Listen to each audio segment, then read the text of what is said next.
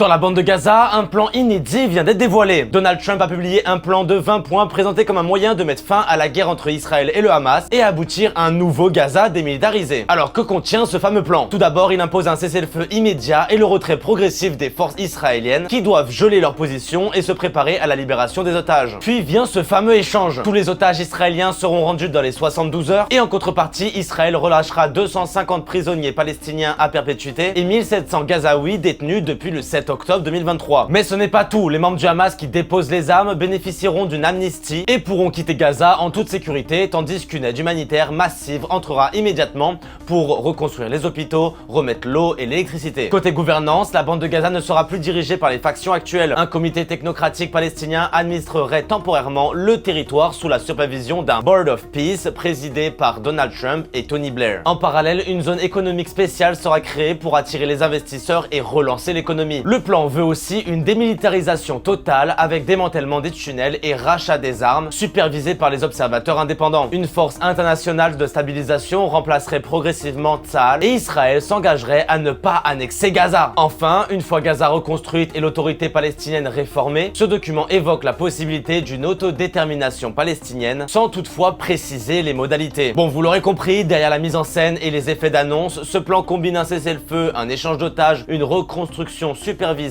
et une transition politique contrôlée. Maintenant, reste à savoir si les protagonistes accepteront de jouer cette partition audacieuse. Les prochains jours nous diront si ce plan est un tournant vers la paix ou un mirage de plus. Matteo Micheli pour 14 Info.